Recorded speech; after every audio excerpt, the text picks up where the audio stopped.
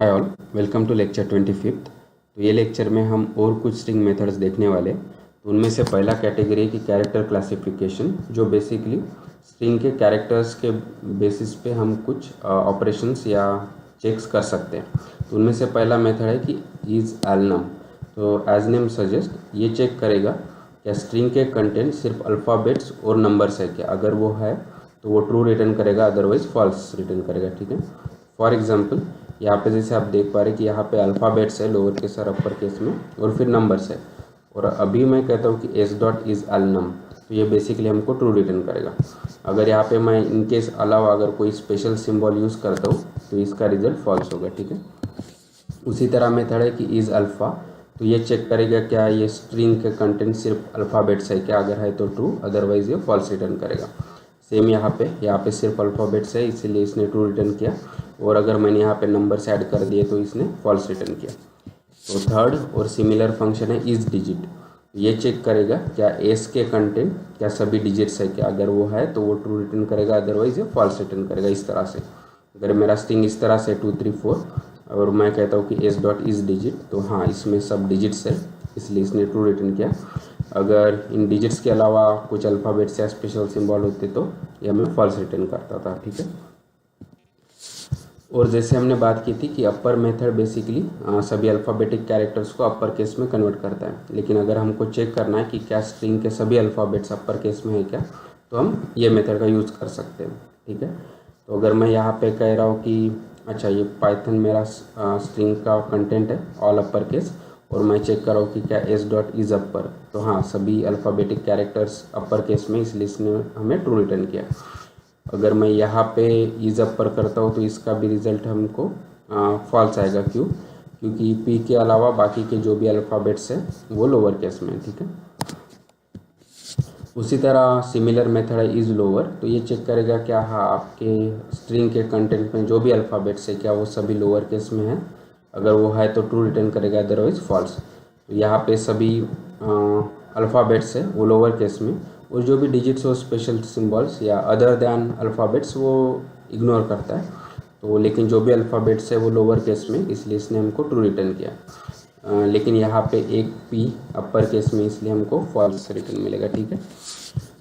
और एक important method है कि इज स्पेस, तो ये चेक करेगा क्या तुम्हारे स्ट्रिंग के कंटेंट सब स्पेस है क्या।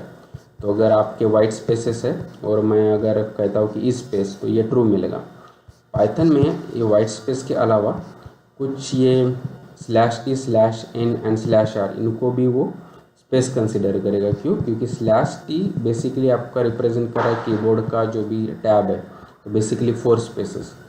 Slash n basically new line character है, जब भी आपको न्यू लाइन को जाना है तो आप स्लैश एन का यूज़ कर सकते हो, या इंटरनली कंप्यूटर या बेसिकली आप टास्क की उस तरह से उसको रिप्रेजेंट कर रहा है। और उसी तरह बैक स्लैश आर ये कैरी रिटर्न है ना। तो अगर इन सभी को भी ये space method white space consider करेगा या स्पेसेस कंसिडर करेगा, और अगर हम इस पे अगर स्पेस करते हैं तो ट्रू। इसके अलावा अगर कुछ हम यूज़ करते हैं जैसे अल्फ़ाबेट्स डिजिट्स या कोई स्पेशल सिंबल, तो इसके लिए हमको फॉल्स रिटर्न आता था। ठीक है। तो सेकंड कैटेगरी है स्ट्रिंग फॉर्मेटिंग, जो बेसिकली हमको स्ट्रिंग के आउटपुट को इन्हांस करने में हमारी हेल्प करता है। तो उनमें से पहला मेथड है सेंटर। तो ये बेसिकली जो भी एस का वैल्यू है उसको गिवन फील्ड में सेंटर करके हमको नया स्ट्रिंग रिटर्न करेगा। और जो भी ये फील्ड पैरामीटर है जो पैडिंग कैरेक्टर वो ऑप्शनल है। ठीक है। और बाय डिफ़ॉल्ट वो वाइट स्पेसेस होता है। तो फॉर एग्जांपल अगर मेरा एस का वैल्यू है पाइथन और मैं कहता हूँ कि एस डॉट सेंटर ऑफ 10, तो ये बेसिकली देखेगा कि 10 ये विड्थ में पाइथन को वो सेंटर करके फिर हमको एक नया स्ट्रिंग इस तरह से रिटर्न करेगा। तो आप देखोगे कि आउटपुट का टोटल लेंथ है 10, तो इसलिए उसके पहले 2 स्पेसेस है, फिर पाइथन क्योंकि ये पाइथन का टोटल लेंथ है 6, और उसके बाद 2 स्पेसेस है। इस तरह से उसने आउटपुट में पाइथन को सेंटर में रख के हमको आउटपुट रिटर्न किया है। और जो भी ये वाइट स्पेस के अलावा हम ये जो भी फिलिंग ऑप्शन है या पैडिंग कैरेक्टर्स है वो हम एक्सप्लिसिटली मेंशन कर सकते हैं। और मैं अगर चाहता हूँ कि स्पेसेस की जगह यहाँ पे अगर हाइफन हो तो मैं इस तरह से कर सकता हूँ। अभी मेरा इसका वैल्यू सेम है और मैं कहता हूँ कि एस डॉट सेंटर मेरा विड्थ 10 है, लेकिन अभी पैडिंग कैरेक्टर है हाइफन, तो अभी यहाँ पे आपको क्लियर हो जाएगा कि इसका आउटपुट इस तरह से रहेगा कि टोटल विड्थ है 10, तो उसका सेंटर के 6 कैरेक्टर यानी इसके पहले के 2 एडिशनल पैडिंग कैरेक्टर्स होंगे और एंड में 2 पैडिंग कैरेक्टर्स होंगे और बीच में इस तरह से पाइथन रख के वो मेथड ने हमको आउटपुट रिटर्न किया है। ठीक है, उसी तरह एल जस्ट जो बेसिकली जो भी हमारा स्ट्रिंग का वैल्यू है उसको लेफ्ट जस्टिफाई करके हमको नया स्ट्रिंग रिटर्न करेगा। तो फॉर एग्जांपल अगर मेरा वैल्यू है पाइथन और मैं कहता हूँ कि L just in width of 10, तो वो क्या करेगा, तो बेसिकली पाइथन के बाद 4 स्पेसेस ऐड करके हमको रिटर्न करेगा। क्यों? क्योंकि टोटल विड्थ है 10 और उसने वो पाइथन जो कि स्ट्रिंग का वैल्यू उसको लेफ्ट जस्टिफाई किया।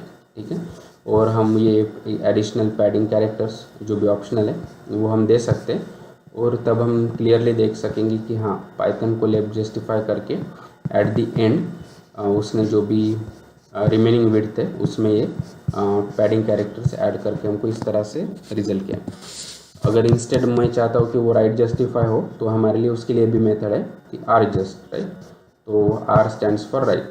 तो अगर मैं फिर से कहता हूँ कि S dot are just of 10, तो सेम विड्थ में जो कि है 10 उसमें पहले 4 स्पेसेस होंगे और हमारा जो भी स्ट्रिंग का कंटेंट है इस तरह से राइट में होगा। ठीक है, और अगर वो मोर क्लियर होगा अगर मैं कुछ पैडिंग कैरेक्टर्स देता हूँ लाइक हाइफन, तो हमको आउटपुट इस तरह से मिलेगा, राइट। विड्थ है 10, तो इसलिए हमारे टोटल 6 कैरेक्टर्स जो हमारे स्ट्रिंग के कंटेंट है वो एक्सट्रीम राइट में चले गए और जो भी पहले रिमेनिंग 4 विड्थ जो रिमेनिंग है वो इस तरह से जो भी हमने पैडिंग कैरेक्टर्स प्रोवाइड किए उससे फिल हो गए, राइट। और इम्पोर्टेंट मेथड है स्ट्रिप। तो ये बेसिकली जो भी लीडिंग और ट्रेलिंग स्पेसेस है या बेसिकली आपका स्ट्रिंग के कंटेंट के आजू बाजू में जो भी स्पेसेस है उसको रिमूव करके हमको नया स्ट्रिंग देगा। तो फॉर एग्जांपल ये मेरा एक स्ट्रिंग है, आप देख सकते हैं कि सपोज ये मेरा पाइथन सेंट्रल स्ट्रिंग है, उसके पहले कुछ वाइट स्पेसेस है उसके बाद में कुछ स्पेसेस है। अगर मैं चाहता हूँ कि ये पूरे स्पेसेस मैं रिमूव करूँ उसके स्ट्रिंग के कंटेंट के पहले और उसके बाद में भी, और हमको सिर्फ स्ट्रिंग का कंटेंट एज आउटपुट मिलना चाहिए, तब हम ये स्ट्रिप मेथड का यूज़ करेंगे। अगर यहाँ पे मैं कहता हूँ कि एस डॉट स्ट्रिप, तो ये जो भी लीडिंग स्पेसेस है और ट्रेलिंग स्पेसेस है सब रिमूव करेगा और हमें सिर्फ स्ट्रिंग का कंटेंट जो भी है बेसिकली पाइथन वो हमको रिटर्न करेगा। सेम हम एडिशनल कैरेक्टर्स दे सकते हैं एज ए आर्गूमेंट, वो रिप्रेजेंट करेगा कि कौन से स्पेसेस को रिमूव करना है, कौन से कैरेक्टर्स को रिमूव करना है जो बाय डिफ़ॉल्ट वाइट स्पेसेस होता है। तो अगर मेरे स्ट्रिंग के कंटेंट में ये हाइफन है और मैं चाहता हूँ कि ये हाइफन रिमूव हो, तो मैं इस तरह से दे सकता हूँ कि एस डॉट स्ट्रिप और यहाँ पे एज ए आर्गूमेंट मैं हाइफन दे रहा हूँ। तो ये बेसिकली पूरे हाइफन्स जो स्ट्रिंग के कंटेंट के पहले और बाद में यानी लीडिंग एंड ट्रेलिंग हाइफन्स वो उसने रिमूव किए और हमको सिर्फ प्योर स्ट्रिंग का कंटेंट जो भी पाइथन था वो हमको रिटर्न किया। ठीक है, अगर मैं चाहता हूँ कि सिर्फ लीडिंग स्पेसेस या लीडिंग कैरेक्टर्स रिमूव, तो मैं एल स्ट्रिप का यूज़ करूँगा। तो ये सेम वर्क होगा एक्सेप्ट कि ये सिर्फ लीडिंग स्पेसेस को रिमूव करेगा या लीडिंग कैरेक्टर्स को रिमूव करेगा और अभी हमको इस तरह से रिजल्ट मिलेंगे। तो यहाँ पे आप देख पा रहे कि इसने सिर्फ लीडिंग स्पेसेस को रिमूव किया और जो भी स्ट्रिंग के बाद के जो भी स्पेसेस है वो एज इट इज़ रहेंगे। सेम यहाँ पे इसने जहाँ पे हमने ये कैरेक्टर यहाँ पे मेंशन किया है कि कौन से कैरेक्टर रिमूव करना है, तो आप देख पा रहे हैं कि इसने सिर्फ लीडिंग हाइफन्स को रिमूव किया है, लेकिन जो भी ट्रेलिंग हाइफन्स है यानी जो स्ट्रिंग कंटेंट के बाद के वो एज इट इज़ है। उसी तरह अगर मुझे सिर्फ राइट के या ट्रेलिंग स्पेसेस या कोई कैरेक्टर्स रिमूव करना होता तो हम आर स्ट्रिप का यूज़ कर सकते थे, राइट, इंस्टेड। तो यहाँ पे मैं आर स्ट्रिप करता हूँ तो लीडिंग स्पेसेस रिमेन, लेकिन जो भी ट्रेलिंग स्पेसेस है रिमूव करके हमको इस तरह से रिटर्न मिलेगा। उसी तरह अगर मैं कोई ऑप्शनल आर्गूमेंट देता हूँ जो कैरेक्टर्स मुझे रिमूव करना है और हमको उस तरह से रिजल्ट मिलेगा। तो जो भी हमने अभी मेथड्स डिस्कस किए वो यहाँ पे एक बार पाइथन के शेल में ट्राई करते हैं। तो पहला था कि अगर मैं इस तरह से देता हूँ स्ट्रिंग का कंटेंट पाइथन 234 और अभी मैं चेक करता हूँ कि क्या ये इसके कंटेंट सिर्फ अल्फ़ाबेट्स या नंबर्स है। तो अगर वो चेक करना है तो मैं इस तरह से कर सकता हूँ कि एज एल नम, राइट, तो हमको ट्रू रिटर्न मिला। अगर मैं यहाँ पे कुछ स्पेशल सिंबल इस तरह से ऐड कर देता हूँ और अभी अगर एस डॉट इज एल नम करता हूँ तो हमको फॉल्स मिलेगा। क्यों? क्योंकि इसके कंटेंट में अल्फ़ाबेट्स और डिजिट्स के साथ कुछ स्पेशल सिंबल्स भी है, राइट। और अभी मैं कहता हूँ कि एस पाइथन और अभी यहाँ पे सिर्फ मैं कहता हूँ कि इज़ अल्फ़ा, राइट। तो हमको ट्रू मिलेगा, क्यों? क्योंकि इसके सभी कंटेंट में सिर्फ अल्फ़ाबेट्स हैं। उसी तरह अगर मैं कहता हूँ कि एस इज इक्वल टू 2 3 4 और अभी मैं कहता हूँ कि S dot is digit, right. तो हाँ, ये सिर्फ डिजिट्स है, इसलिए हमको ट्रू मिला। अगर मैं एस में कुछ अल्फ़ाबेट्स इस तरह से ऐड कर देता हूँ तो अगर मैं अभी एस डॉट इज डिजिट करूँगा तो इसका रिजल्ट हमको फॉल्स मिलेगा, ठीक है।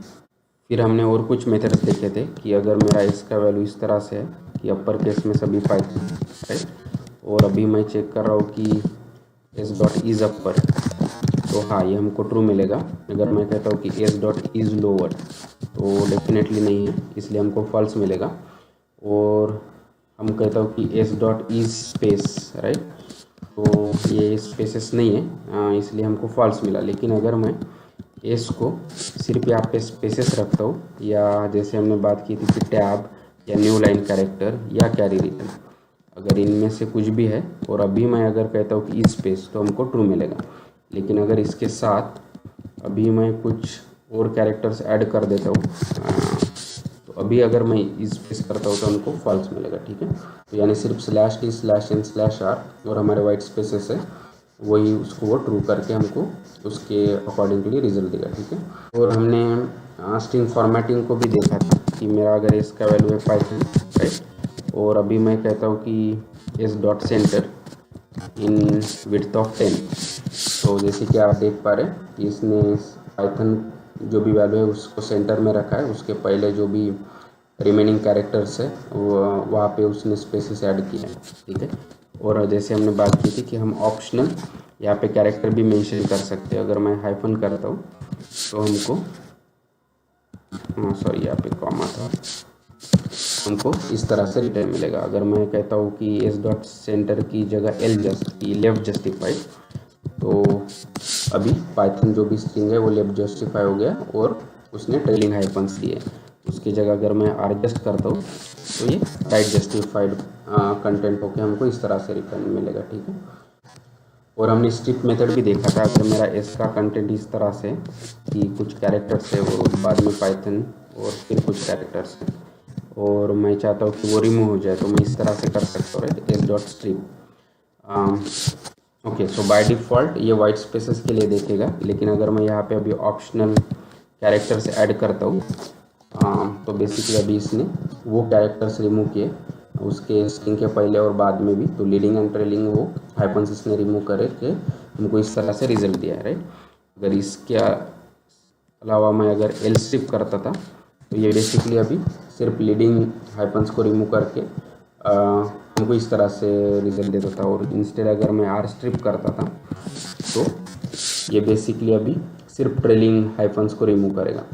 तो ये यूज़फुल है जब स्पेशली हम यूज़र से इनपुट लेते हैं, तो जब भी बाय मिस्टेक कुछ एडिशनल स्पेसेस दे सकते हैं। तो अगर हमको चाहिए कि हम सिर्फ स्ट्रिंग कंटेंट को वैलिडेट करें तो पहले हम इस पर स्ट्रिप मेथड जनरली लगाते हैं ताकि वो जो भी एडिशनल स्पेसेस है वो रिमूव हो जाए और बाद में हम प्रोसेस करते हैं, राइट। तो आई होप कि अभी जो भी स्ट्रिंग मेथड्स है कैरेक्टर क्लासिफिकेशन और स्ट्रिंग फॉर्मेटिंग के रिलेटेड, उसके बारे में आप लोगों को अच्छा आइडिया आया होगा। So please like the video, share the video, subscribe to the channel and keep learning, keep coding and have fun. Thank you.